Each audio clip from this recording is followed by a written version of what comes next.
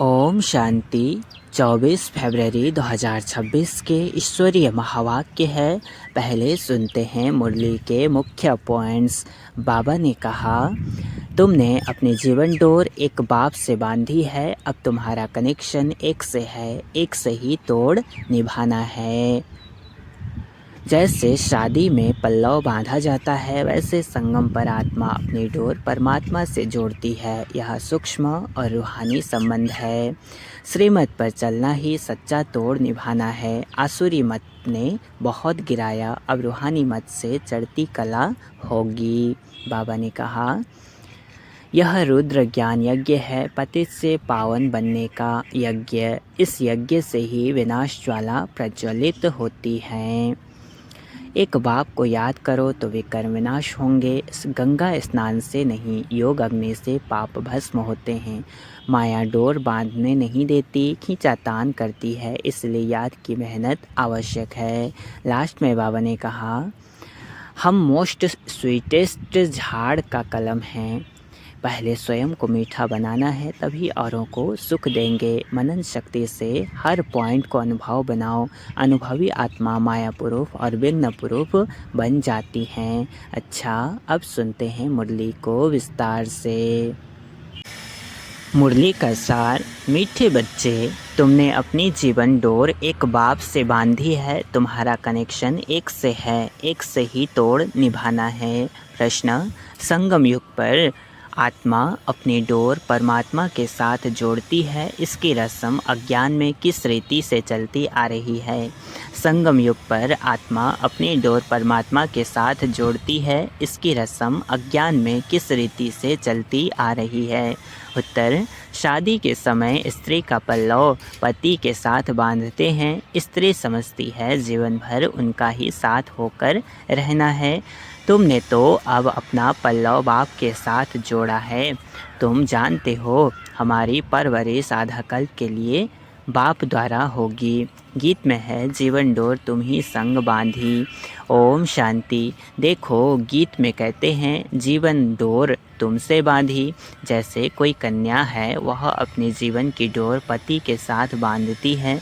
समझती है कि जीवन भर उनका ही साथी होकर रहना है, उनको ही परवरिश करनी है। ऐसे नहीं कि कन्या को उनकी परवरिश करनी है, नहीं, जीवन तक उनको परवरिश करनी है। तुम बच्चों ने भी जीवन डोर बांधी है। बेहद का बाप कहो, टीचर कहो, गुरु कहो, जो कहो, यह आत्माओं की जीवन की डोर परमात्मा के साथ बांधने की है। वह है हद की स्थूल बात, यह है सूक्ष्म बात। कन्या के जीवन की डोर पति के साथ बांधी जाती है, वह उनके घर जाती है। देखो, हर एक बात समझने की बुद्धि चाहिए। कलयुग में है सब आसुरी मत की बातें। तुम जानते हो, हमने जीवन की डोर एक से बांधी है। तुम्हारा कनेक्शन एक से है, एक से ही तोड़ निभाना है, क्योंकि उनसे हमको बहुत अच्छा सुख मिलता है। वह तो हमको स्वर्ग का मालिक बनाता है। तो ऐसे बाप की श्रीमत पर चलना चाहिए। यह है रूहानी डोर। रूह ही श्रीमत लेती है। आसुरी मत लेने से तो नीचे गिरे हैं। अब रूहानी बाप की श्रीमत पर चलना है। तुम जानते हो, हम अपनी आत्मा की डोर परमात्मा के साथ बांधते हैं, तो हमें उनसे 21 जन्म सदा सुख का वर्षा मिलता है।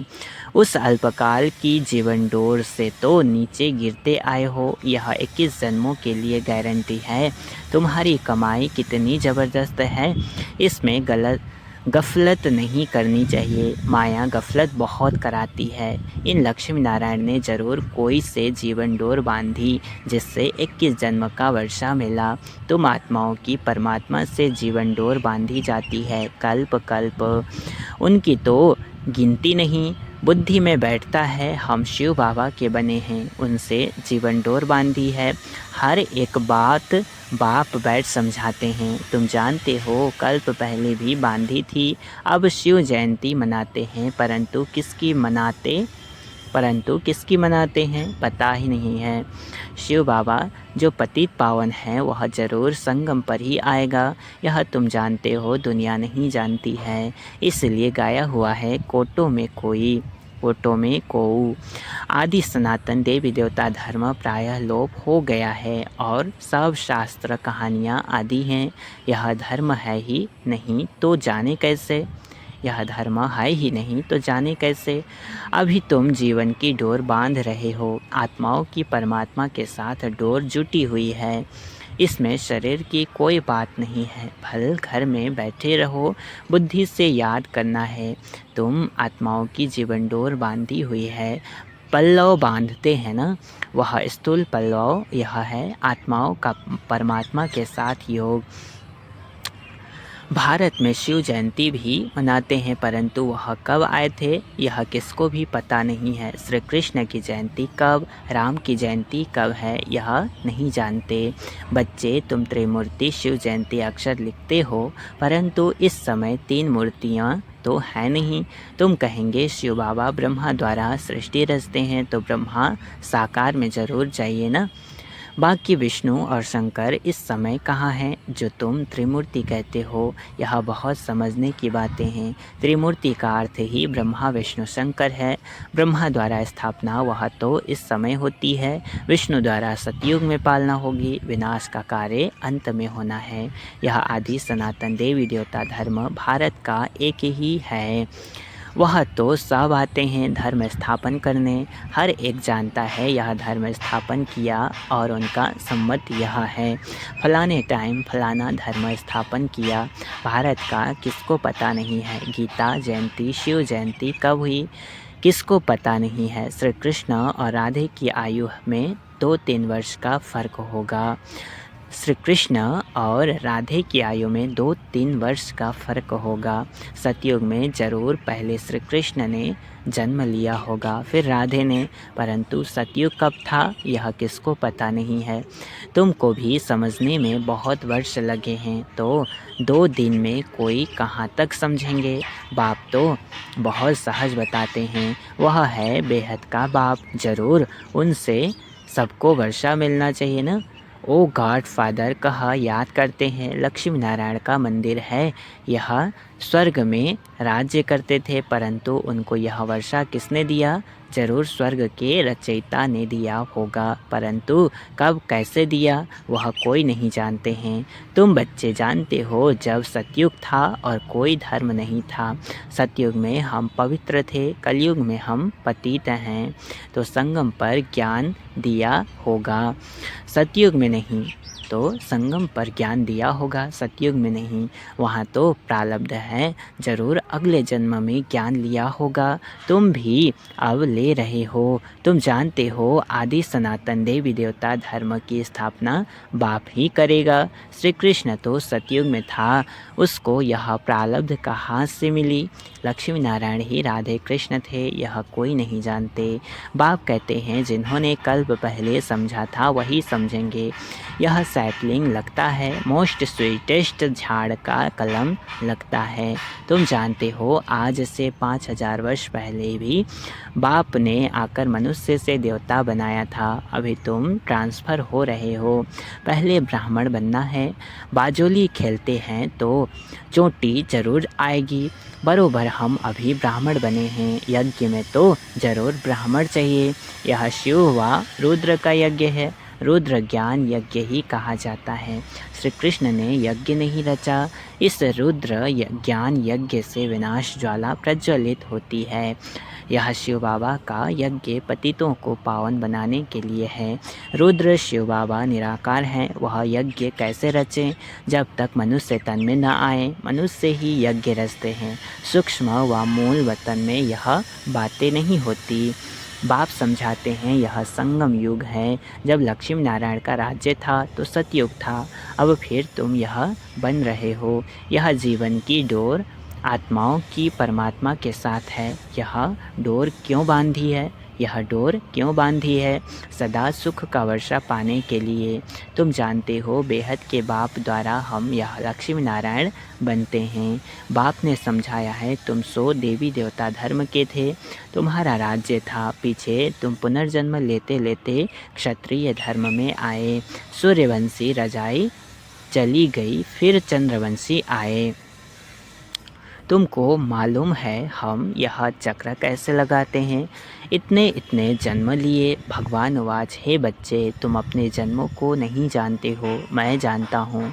अब इस समय इस तन में दो मूर्ति हैं, ब्रह्मा की आत्मा और शिव परम आत्मा। इस समय दो मूर्ति इकट्ठी है, ब्रह्मा और शिव। शंकर तो कभी पाठ में आता नहीं, बाकी विष्णु सतयुग में है। अभी तुम ब्राह्मण सो देवता बनेंगे। हम सो का अर्थ वास्तव में यह है। उन्होंने कह दिया है आत्मा सो परमात्मा, परमात्मा सो आत्मा। कितना फ़र्क है। रावण के आने से ही रावण की मत शुरू हो गई। सतयुग में तो यह ज्ञान ही प्राय लोप हो जाएगा। यह सब होना ड्रामा विनोद है, यह सब होना ड्रामा विनोद है ना। तब तो बाप आकर स्थापन करे। अभी है संगम। बाप कहते हैं मैं कल्प कल्प कल्प के संगम युग पर आकर तुमको मनुष्य से देवता बनाता हूँ, ज्ञान यज्ञ रचता हूँ। बाकी जो हैं वह इस यज्ञ में स्वाहा हो जाने हैं। यह विनाश ज्वाला इस यज्ञ से प्रज्वलित होनी है। पतित दुनिया का तो विनाश होना है, नहीं तो पावन दुनिया कैसे हो? तुम कहते भी हो हे पतित पावन आओ, तो पतित दुनिया पावन दुनिया इकट्ठी रहेगी क्या? पतित दुनिया का विनाश होगा, इसमें तो खुश होना चाहिए। महाभारत की लड़ाई लगी थी जिससे स्वर्ग के गेट खुले। कहते हैं यह वही महाभारत लड़ाई है। यह तो अच्छा है, पतित दुनिया खत्म हो जाएगी। पीस के लिए माथा मारने की दरकार क्या है? पीस के लिए माथा मारने की दरकार क्या है? तुमको जो अब तीसरा नेत्र मिला है वह कोई को नहीं है। तुम बच्चों को खुश होना चाहिए।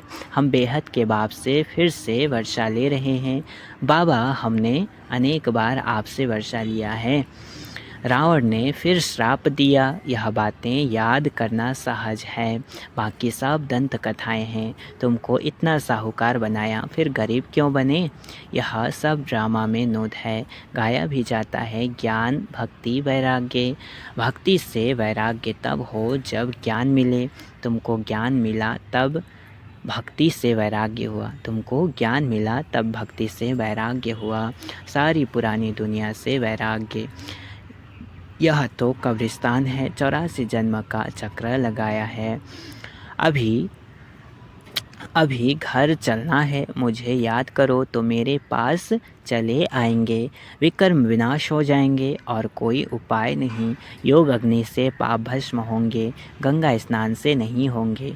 बाबा कहते हैं माया ने तुमको फूल यानी मूर्ख बना दिया है। फूल अप्रैल फूल कहते हैं ना।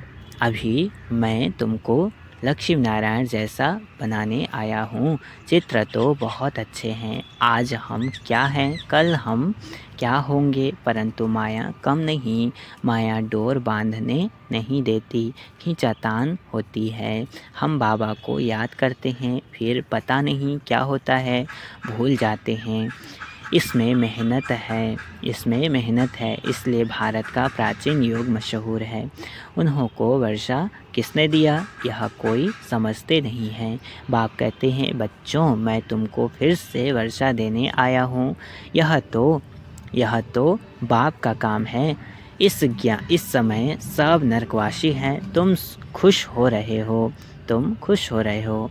यहाँ कोई आते हैं, समझते हैं तो खुशी होती है। बरोबर ठीक है। 84 जन्मों का हिसाब है। बाप से वर्षा लेना है। बाप जानते हैं आधा कल्प भक्ति करके तुम थक गए हो। मीठे बच्चे, बाप तुम्हारी सब थक दूर करेंगे। अब भक्ति अंधियारा मार्ग पूरा होता है। कहाँ यह दुख धाम, कहाँ वह सुख धाम। मैं दुख धाम को सुख धाम बनाने कल्प के संगम पर आता हूँ। बाप का परिचय देना है। बाप बेहद का वर्षा देने वाला है, एक की ही महिमा है। शिव बाबा नहीं होता तो तुमको पावन कौन बनाता? ड्रामा में सारी नोंद है, ड्रामा में सारी नोंद है। कल्प कल्प तुम मुझे पुकारते हो कि हे पतित पावन आओ। शिव की जयंती है, कहते हैं ब्रह्मा ने स्वर्ग की स्थापना की।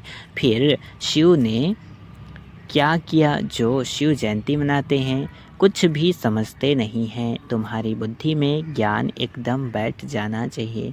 डोर एक के साथ बांधी है तो फिर और कोई के साथ नहीं बांधो, नहीं तो गिर पड़ेंगे। पारलौकिक बाप मोस्ट सिंपल हैं। कोई ठाठ बाट नहीं। वह बाप तो मोटरों में, एरोप्लेन में घूमते हैं। यह बेहद का बाप कहते हैं मैं पतित दुनिया, पतित शरीर में बच्चों की सेवा के लिए आया हूँ। तुमने बुलाया है हे अविनाशी सर्जन आओ, आकर हमें इंजेक्शन लगाओ। इंजेक्शन लग रहा है। बाप कहते हैं योग लगाओ तो तुम्हारे पाप भस्म होंगे। बाप है ही 63 जन्मों का दुख हरता, 21 जन्मों का सुख करता। अच्छा मीठे मीठे सिकलधे बच्चों प्रति माता पिता बाप दादा का याद प्यार और गुड मॉर्निंग। रूहानी बाप की रूहानी बच्चों को नमस्ते। हम रूहानी बच्चों की रूहानी माता पिता बाप दादा को याद प्यार और गुड मॉर्निंग। नमस्ते नमस्ते नमस्ते। शुक्रिया बाबा शुक्रिया।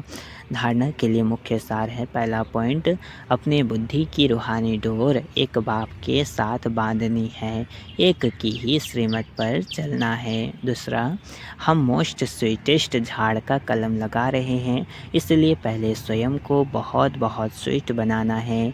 याद की यात्रा में तत्पर रहा, विकर्म विनाश करने हैं। वरदान आज का, मनन शक्ति द्वारा हर पॉइंट के अनुभवी बनने वाले सदा शक्तिशाली माया प्रूफ विघ्न प्रूफ भाव। क्या कहा? मनन शक्ति द्वारा हर पॉइंट के अनुभवी बनने वाले सदा शक्तिशाली माया प्रूफ विघ्न प्रूफ भाव। विस्तार, जैसे शरीर की शक्ति के लिए पाचन शक्ति व हजम करने की शक्ति आवश्यक है, ऐसे आत्मा को शक्तिशाली बनाने के लिए मनन शक्ति चाहिए। मनन शक्ति द्वारा अनुभव स्वरूप हो जाना, यही सबसे बड़े से बड़ी शक्ति है। ऐसे अनुभवी कभी धोखा नहीं खा सकते, सुनी सुनाई बातों में विचलित नहीं हो सकते। अनुभवी सदा संपन्न रहते हैं, वह सदा शक्तिशाली माया प्रूफ विघ्न प्रूफ बन जाते हैं। स्लोगन है, खुशी का खजाना सदा साथ रहे तो बाकी सब खजाने स्वतः आ जाएंगे। खुशी का खजाना सदा साथ रहे तो बाकी सब खजाने स्वतः आ जाएंगे। अव्यक्त इशारे, एकता और विश्वास की विशेषता द्वारा सफलता संपन्न बनो। सफलता संपन्न बनने के लिए साधारण कार्य में रहते हुए भी फरिश्ते की चाल और हाल हो। ऐसे नहीं कहो कि क्या करें, बात ही ऐसी थी, काम ही ऐसा था, सरकर्मिष्टांश ऐसे थे, समस्या ऐसी थी, इसलिए साधारणता आ गई। किसी समय भी, किसी हालत में भी आपका अलौकिक स्वरूप हर एक को अनुभव हो। किसी समय भी, किसी हालत में भी आपका अलौकिक स्वरूप हर एक को अनुभव हो। जैसी बात वैसा अपना स्वरूप नहीं बनाओ। बातें आपको बदल न दें, तब सबके समीप आएंगे और एकता का संगठन मजबूत होगा। अच्छा, ओम शांति।